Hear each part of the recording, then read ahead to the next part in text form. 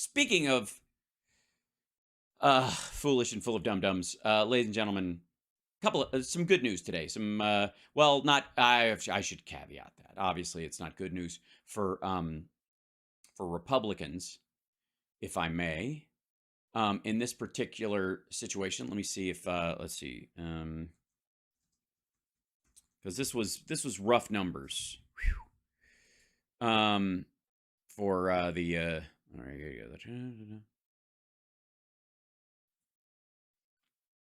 yeah, this is going to be very depressing. Get out of here. There you go. If I may, ladies and gentlemen, this is some fucked up news for the Republican Party. This is sad. This is very upsetting for them. It messed with the stock market dropped. Hold on to you can grab onto something like you're Putin trying to hear some bad news. Grab onto the edge of a table to keep your hand from shaking. The stock market dropped something in the order of 0.31 percentage points of a point today. 0.31. Dear God. I mean, it's like 1930 all over again. It's like the Spanish flu of 1917. Yeah, payrolls rose 311,000 in February. Non-farm payrolls rose by 311, above the 225 Dow Jones estimate, higher than expected 2 months in a row. Unemployment rate increased 3.6%, above expectations. That's partly because wages are continuing to grow at like 4.6%, and the price of eggs is coming down, which is really going to bum. God damn it. Like, Republicans think they're going to run on egg prices for like the next 2 fucking years, don't you? Hilarious. Average hourly earnings climbed 4.6 from a year ago, less than expected, and a positive sign for inflation. Leisure and hospitality, retail, and government-led job creation by sector. Again, leisure and hospitality, biggest growth points. This is people coming back to businesses, hotels, tourism, concerts, all that stuff coming back. NASCAR, fucking Formula One, football, baseball, basketball games, all that shit. They're hiring people to, ticket takers and people who make, I don't know, hot dog vendors and the like. Which is a very scary. That is probably the scariest part for Republicans, because what that means? You know what that means? It's terrifying. That means that people are having fun. In spite of all the craziness in the world, in spite of what we've all been through, in spite of the year that their children have been set back, and the fact that they will never recover, that their kids are going to be loner dunderheads who do nothing but cut themselves and change their gender like they're flipping pancakes. In spite of that, these people are still going to NASCAR, hanging out, and spending $200 for a closer ticket. And that is resulting in hiring by people who, sell hot dogs and shit like that. Hi. Excuse me 1 second. I have to kiss my girlfriend. 1 second. Let's see.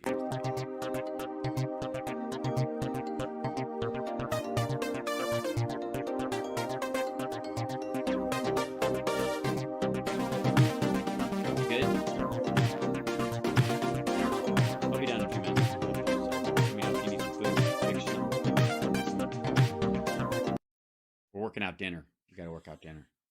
Let me cook you some salmon. I can do it. I thought it out. It's up there. It's ready to go. Okay. Yeah. Make it happen. I got to cook my girl some food. Do we have rice? I think we do, right? Oh, ouch. I'm not eating it. Yeah, but we have regular rice. We don't have the kind of your minute rice, but I can make regular rice too. I have the skills. Well, I think so. I'll go look. If we don't have any, I will go out and get some. It'll take me about 2 seconds. Well, 2 minutes. Well, 12 minutes. 18 minutes. But, huh? Oh, I know. It's windy outside and it's raining in LA. Everything's a mess. I'll make it happen, though. Babe, I'll go through hurricane winds to get you some rice to go with your salmon when I cook it for you. There you go. Promise. Love you. She's a sweet girl. She really is. She's lovely. Excuse me, we're still working on dinner. I'll pick up some asparagus while I'm out there getting some. Oh, that's right. Sweet potato? No. I'll figure it out. We'll get you another. Yeah. Jello. We'll be all right. Okay. Love you.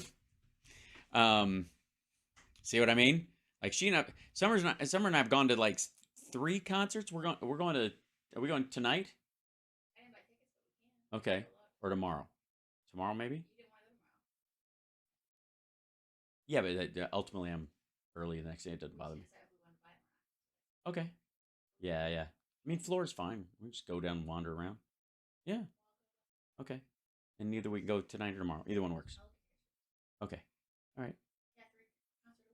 I know. We've been like, yeah, we've been doing live shows like crazy. It's been great. Thanks. I love you.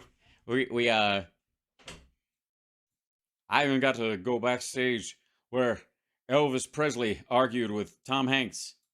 Okay, so this is bad news for Republicans. What I was just pointing out before my girlfriend came in and we had a little chit chat. And Biden released a budget that lowers the national debt by $3 trillion. Now it raises taxes on people making over $400,000 in businesses, anyways, making over $400,000 in profits. By the way, after expenses and all the other stuff, it's not cutting out. Like you can no longer write off fucking paper, that kind of shit. You just can't. Your second plane you can't write off your second plane, right? That kind of shit. So it's not a stranglehold or whatever. But here's the idea: is that Biden puts this forward, cuts the deficit by the national debt by $3 trillion, and he's already cutting the deficit. And what the Republicans are supposed to do is look at the budget he gives and present their own budget. But they don't have one, which is right. And welcome back, everybody. Thanks so very much. Oh, dear God, I didn't even know this was a Maria Bartiromo video or whatever. This is the woman who may single-handedly sink Fox News. Thank you, Maria Bartiromo, for the good work that you do, platforming Dominion lunatics who ultimately may capsize and destroy Fox News. Thanks for joining us this Friday morning. Yeah. By the way, Biden proposes massive $6.8 trillion budget. Over how many years? Okay. I'm Maria Bartiromo, and it is Friday, March 10th. It is 8 a.m. on the button on the East Coast. President Biden proposing his massive $6.8 trillion budget for fiscal year 2024 yesterday, reigniting the debt ceiling debate. Republicans are slamming his plan. The plan includes more than $5.5 trillion in tax increases over the next 10 years. That's a lot of money. $5.5 trillion, and that's just 3 people. That's got to be rough. Even as we are on the doorstep of a sharp slowdown in the economy, Biden addressed his hefty tax and spend plan yesterday. Here's what he said. Watch. His hefty tax and spend plan. The good thing is this is Fox Business, and they don't insert their own opinions in.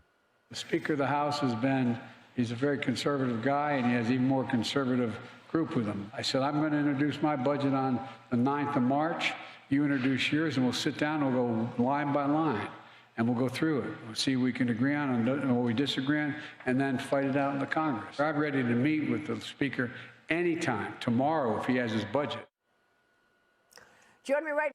Yeah, and joining me right now is Kevin McCarthy. And the first question I have for him is, do you have a budget? Now is the man himself to answer that question. He is the Speaker of the House. Kevin McCarthy is with us. Yeah, that's the face of someone who doesn't have a budget. Hello, Mr. Speaker. Good morning, Maria. How are you? I'm good. You just heard the president saying he's ready for you. Are you ready for him? I've been ready to meet with him since the day he got in, but he's been avoiding. He has? First of all, they've already sat down. Secondly, if he's ready to meet, that means ready to meet in this situation means you have a budget. That's what ready means. Ready to sit down and talk over what his budget is with no written priorities of your own is not ready. You're not ready, son. You weren't ready for this gig. You're not ready for this sit down. He's been more than a month late with producing this budget. He's known it. Oh, I'm sorry. Were you waiting there before school even started, holding yours? for more than 2 years. And anybody who's took Economy 101 would know this is the wrong approach. We've got an economy. Well, I will say, one of the things they will tell you in Econ 101, it might be, have a budget. Actually make one. If other people have a say in it, you're going to have to be able to debate why you think it works that way. And you're going to have to work out how to spend what you have and borrow what you don't and pay back what you borrow, right? So then what? Me worried about whether we're going to go downward, and he wants to take taxes. That's all he ever wants to do, to create the biggest government we've ever had. And then what does he do about the deficit? He just adds to it. And we've no, he actually doesn't. Just had the Congressional Budget Office come out and tell us, why do we have inflation? All that spending Democrats did while they were in power. Oh, I see. You mean when Donald Trump was president? And now he wants to spend more, so now we have to pay the piper. We're going to pay more than $10.5 trillion in the next 10 years just on interest. We have a $26 trillion economy. For the American public to know, yearly, since 1940 to today, we've only paid $9 trillion in interest. So he's going to do what took us 80-some years to happen. Because of the 30% extra that was added to the national debt because of Donald Trump. The fuck are you talking about? It's like arguing with the doctors that like the stitches are giving you a scar because they sewed you up. Could have just let the wound fester. In less than 10 years. And for the first time in a 10-year window by the Congressional Budget Office, all 3 trust funds go insolvent. The Highway Trust Fund, Medicare, and Social Security. And he has no answer. And why is... In 10 years, by the way. Also, all right, we'll deal with that in a moment. But if you'll notice, the Congressional Budget Office is doing these things, but he is not. You know what the Congressional Budget Office says about Kevin McCarthy's budget?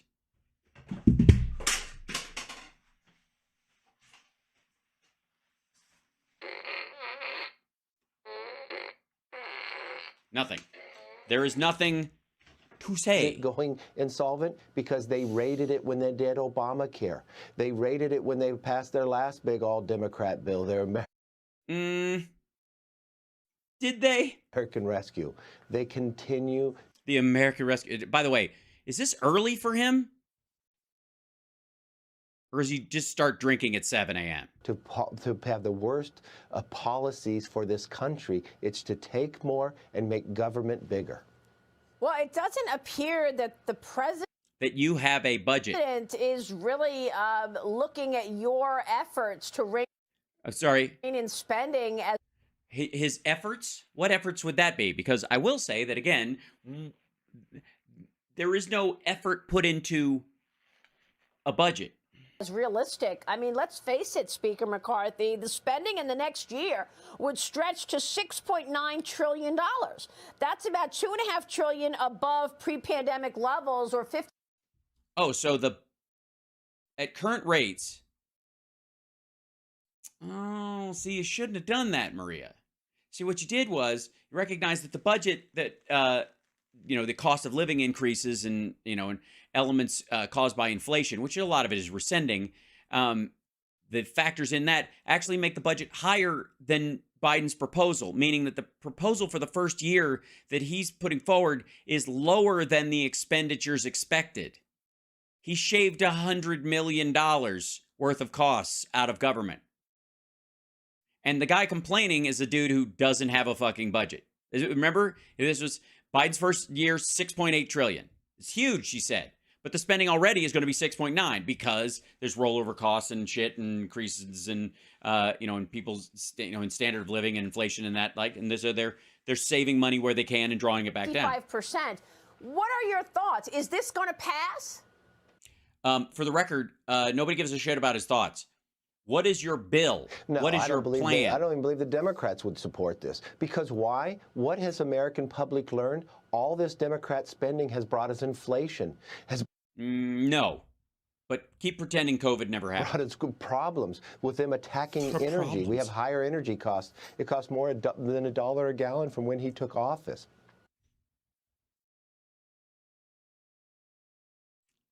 This isn't working out well for him, is it? This is the wrong approach. Yes, we've heard you say that. I would like to see you approach a fucking keyboard with other people who approach a fucking desk, approach it wearing your glasses and holding pens, I suppose, and fucking write a budget. And then take it and approach the president with your budget. And this president doesn't believe there's any waste in government spending. Yeah, that's what he said. Yeah, I remember that. Yeah, he's got a tattoo of it on his lower back. Right. Yes, the president said he doesn't believe there's any waste in government spending, Kevin. Yeah, you heard that right.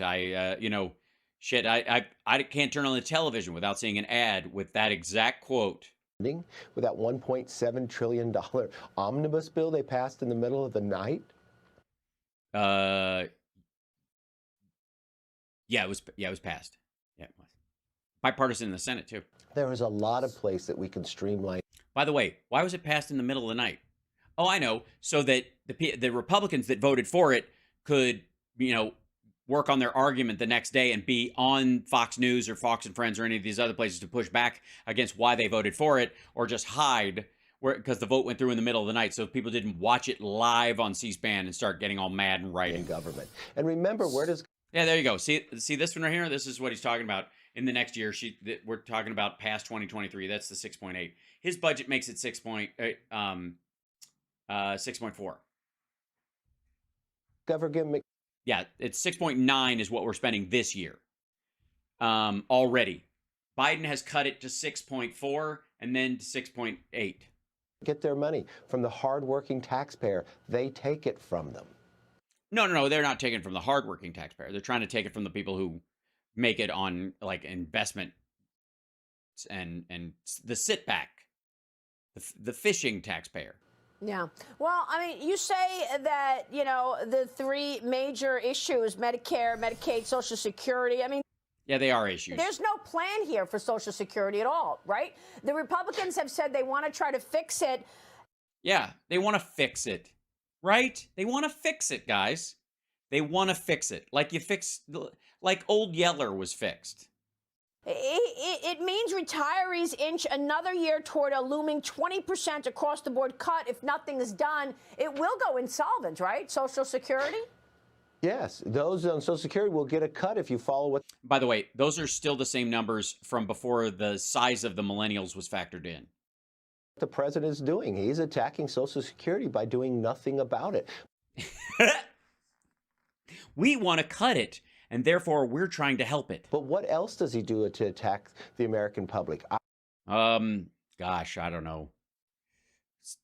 It's something about hair sniffing, I think, right? I just had a bill signing yesterday where I'm sending to the president's desk for all those who want to save their own money on 401ks and others. Look and have a choice where best to put your investment, to have that company you invest in give you a greatest return on the investment. The president is now putting regulations in, says no, you can't make that decision because he believes in ESG. They got to invest. These companies have to invest in his liberal approach, his liberal ideas, his environment, his socialist.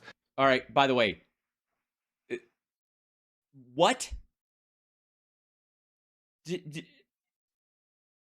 Like, this is just fucking word salad. I'm trying to get it. So he had a bill signing yesterday where what? He signed on to a bill? That decision because he believes in ESG. Sorry, here, run it by me again. Where I'm sending to... Yeah, here it is. He had a bill signing yesterday where he's sending it to the president's desk that the president doesn't want. So it passed the House and the Senate, went back to the House and passed again. And is the idea that he's going to veto it? else does he do it to attack the American public? I just had a bill signing yesterday where I'm sending to the president's desk for all those who want to save their own money on 401ks and others. Look and have a choice where best to put your investment, to have that company you invest in give you a greatest return on the investment. The president is now putting regulations in, says no, you can't make that decision because he believes in ESG. They got to invest. These companies have to invest in his liberal approach, his liberal. No, they don't. Honest to God, I would love to critique this. It's just fucking mush. Yeah, he sounds high. I think he just woke up. I think he dozed off. I think he was up late, swilling the vino and steak dinners in D.C. with the swamp creatures that he derides. And then he had to get up and be on Maria Bartiromo's show. His environment, his socialist things that he wants to do. His environment, his socialist things that he wants to do. Buzzword. Maria, I'm passing out, please. I've been roofied by Fox Business. So you don't get a higher return on the investment. For your 401ks are going to be hurt. You're going to have less money. You're going to have to work longer. This is just the wrong approach for America. Yeah. So you're saying this is the wrong approach. That's the only sentence I could actually make out in this. I guess maybe that's the trick.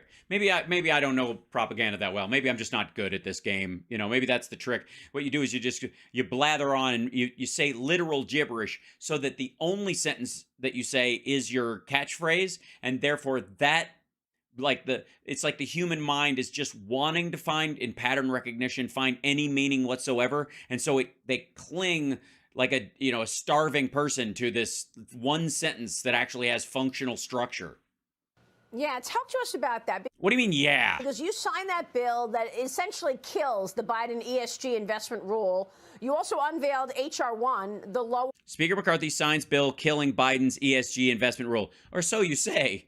It's almost as if they knew you were going to say that, and in this back and forth impromptu conversation between you and Kevin McCarthy before you even said it. Isn't that weird? Or Energy Costs Act. I want to hear about that. But on the ESG thing here, Speaker, is he wanting to make it a rule that all investment managers must allocate some money toward ESG, even if the investor is not aware of it? Because a lot of these plans are in index funds, exchange traded funds, so the investor doesn't necessarily know or, aware on a regular basis how their money is being allocated. And right. And the president wants to make a rule, allegedly, where these companies can put a portion of it towards things that are good for the environment, good for social and governance, social principles and governance.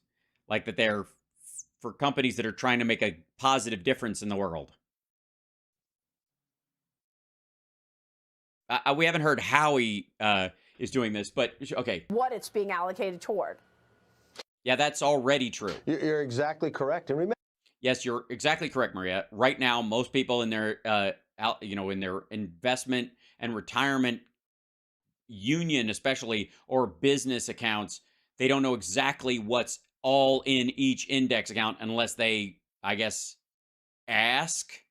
Remember, this bill passed the House and Senate, and it's to stop the ESG rule, and he's going to veto it. So if he would listen to the American public, if he would listen to the bipartisan majority of the House and Senate, he would sign this bill. But what he wants to do, and it sounds a little... So hold on, I want to see this too. Hold on, give me 1 second. Let's see, House passes ESG bill, blah, blah. Okay, let's see what the... Taking aim at ESG investments. House passed Republican-led bill Tuesday. Republicans want to block rule. Fund managers consider environmental, social. Okay, bye.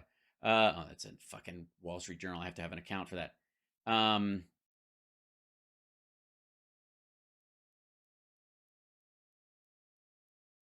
was February 21st.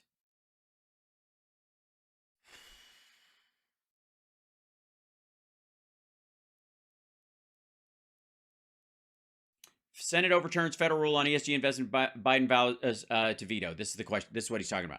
The Senate voted to overturn a Labor Department rule that permits fiduciary retirement fund managers to consider environmental, social, and corporate governance, or ESG factors in their investment decisions.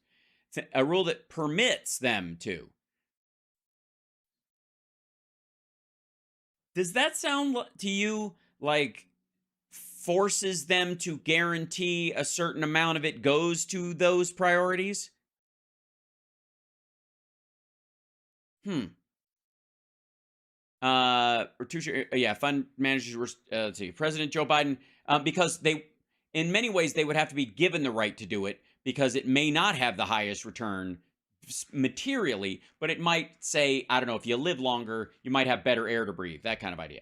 Plans to veto it if it comes to his desk. First veto. Republicans say that ESG investing rule is part of a broader trend of woke capitalism, which includes a range of actions taken by corporations and investment firms that critics say reflect liberal political influence. Yeah, but they're not forcing it. This just would permit them to do it. And if they did it and the return was bad, one would think that those unions or those groups would sue about those investments or say that they were undermined or they didn't result in the proper thing, or they could kick them out and say, no, that's too much. Because you can't permit, I mean, I know what you're thinking. This sounds like nanny state shit from the Republican Party. How can we permit business managers and retirement fund managers to make the decisions they are hired to make? A little like Venezuela. It is like Venezuela. Venezuela, that's its nickname around here. We take some of the E's out of a lot of words. He just wants to get to impose his left-leaning activist views on companies and investors of how they have to choose their investments. And no, actually, you do. As a matter of fact, this rule specifically just simply allows them to make their own decision about this. Right now, the rule seems to be that they are not allowed. This would, the Labor Department has a rule that permits fiduciary retirement fund managers to consider ESG factors in their investment decisions. Right now, they cannot. So it turns out that this is exactly the opposite of what Kevin says it is. Right now, they couldn't even do it if the union members wanted you to. Not based upon the return of the investment, not based upon the best place to put your money. Well, define best place to put your money.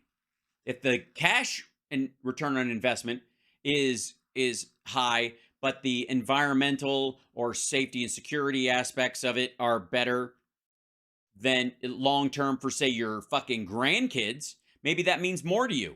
And that is only going to harm. People are going to have to work longer, have less money. They will have the choice, I suppose, to work longer and earn less money. Now, obviously, if these ESG funds become super profitable because they go into like renewables and there's already a resurgence in these things, and that they turn out to be not only good for the planet, not only good for the environment, not only good for people, but also profitable, none of what he's saying is true. Meanwhile, and then when you look at crude oil at $74. his budget, he Brent's the expensive stuff. It's sweet. wants to tax any money you have. Any money you have. Yeah, they're going to have a guy walking around just frisking you. Even when you haven't seen the return yet. Well, that is extraordinary to Not exactly. me. I mean, unrealized gains. You know, are we going to see the same treatment for unrealized losses? You would think so, that you could write off an unrealized loss, even if you stay with it. But that's not the case. But I don't think so. Yeah, that's not the case. No. But you wonder, why is he doing this? Because he's trying to create the largest government in the history of America. Yeah, no, I'm going to go back to, like, McCarthyism, that era, and, yeah, J. Edgar Hoover, that era. That was pretty big. We've watched what the Democrats did. They increased spending by more than 30%. He's at...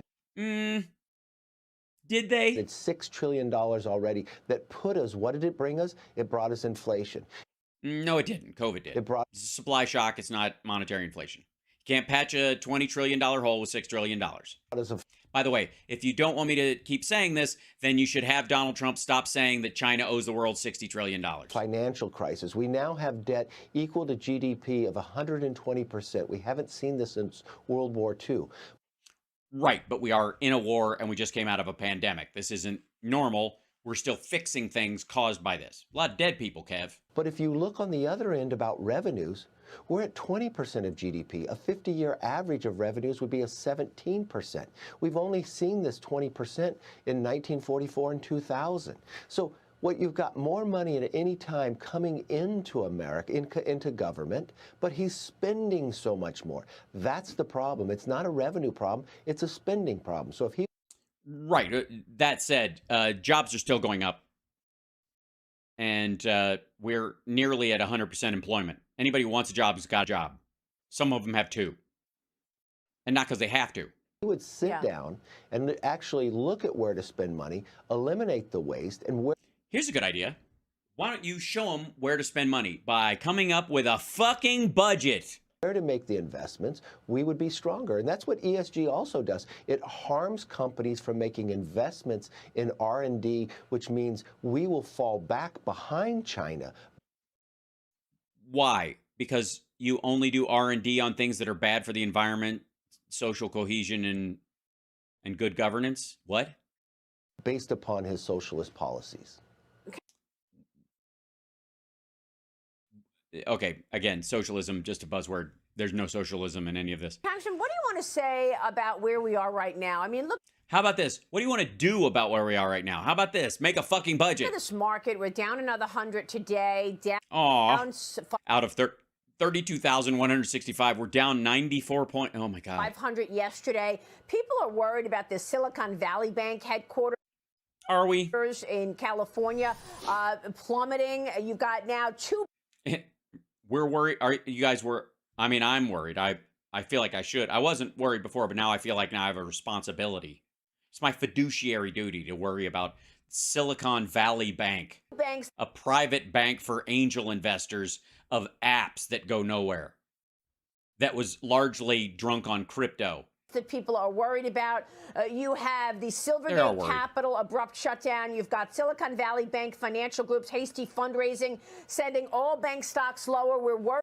By the way, Silicon Valley bank group, like shutting down, hasty fundraising is what they were doing. Not, is that the name of another bank? Hasty fundraising? Gee, why didn't that stay open? Worried about real estate and potential. Yes, people are also worried about real estate. They are. Yeah.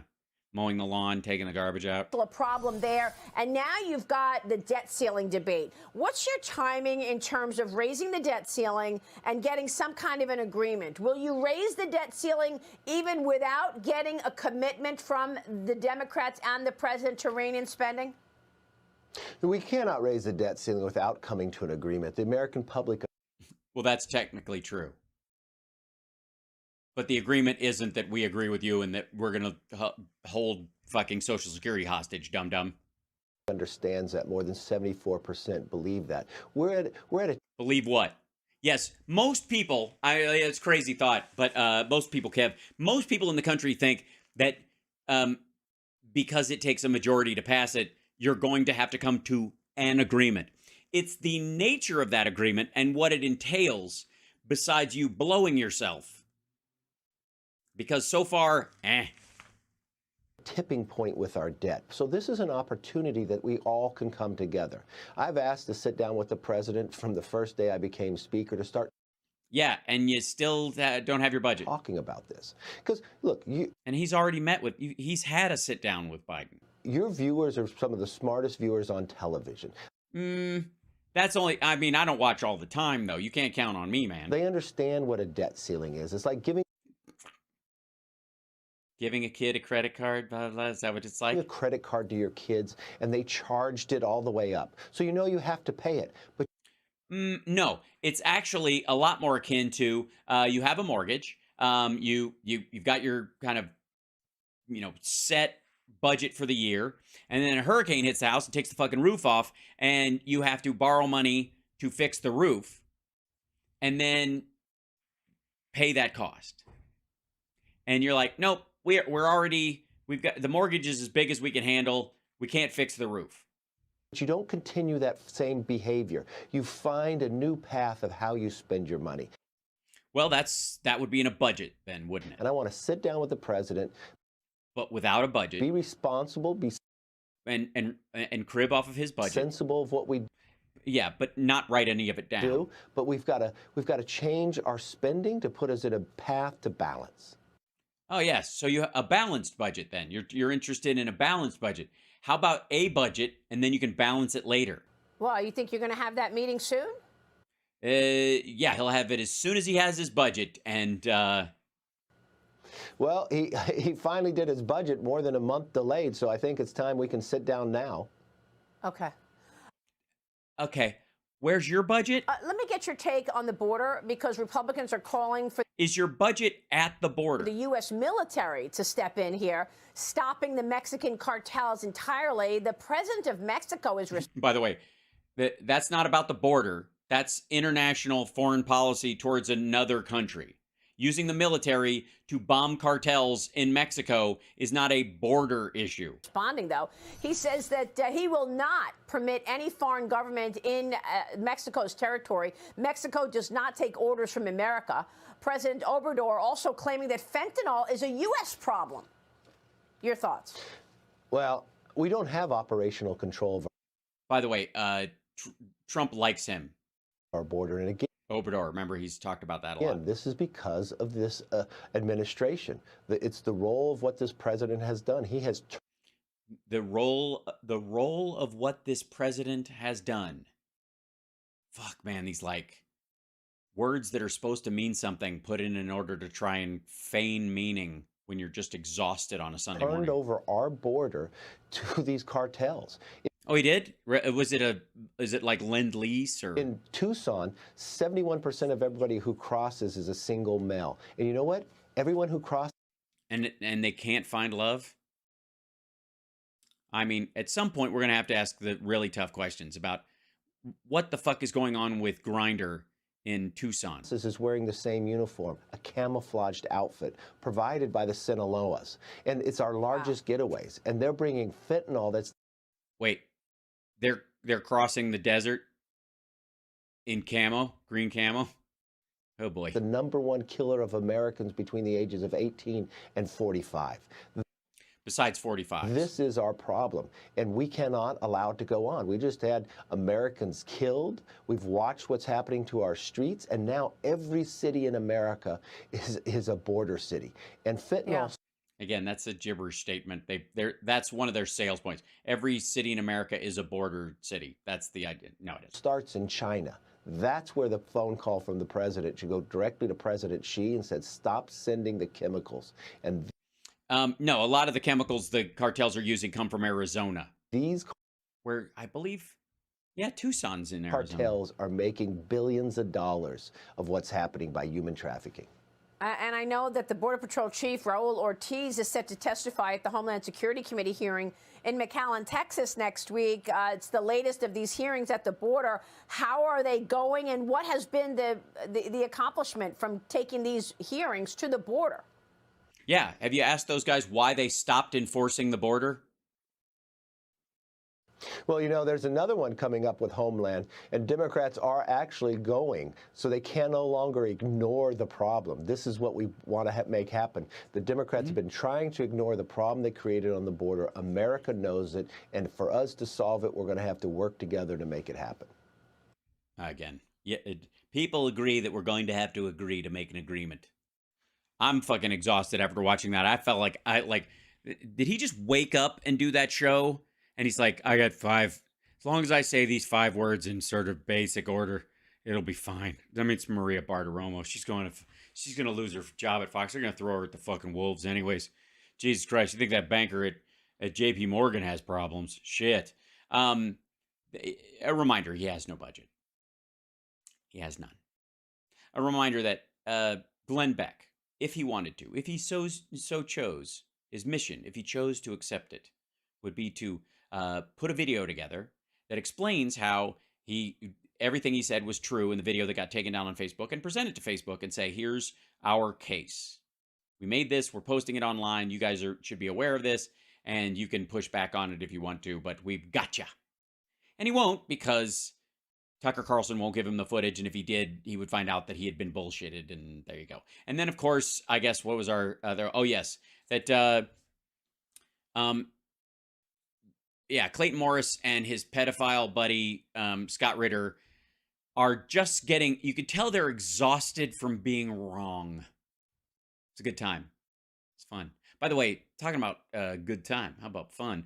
Tomorrow morning, Hal Sparks' radio program, Mega Worldwide, with Johnny Million. Philip Bittner will join us in the second hour, and it's a good time. And then next week, again, is my kids' spring break. So if I bump a show or move a show around, please be forgiving next week. Please, please. If I just pop on and go, hey, my kid and I are going to go get something to eat, just let it slide. I promise I'll get back at it before you know it. And if anything huge happens, I will be relatively on call. If I have to wait till he goes to bed and do a 3-hour stream in the middle of the night, you got it. But anyways, love you guys. Thank you for the support. Thanks so much. Therese, thank you. Jolie, thank you. SS420, bless you. Thanks, Larry. I would still listen to House Sparks if you had no ads because the content is worth it. Not so much elsewhere. Oh, thank you. And Rogue, thank you for the gifted subs. Janelle, thank you as well. And I will see you guys tomorrow. Don't forget patreon.com/HalSparks. Give it a thumbs up on your way out the door. Have a great Friday night. Love you guys. See you tomorrow.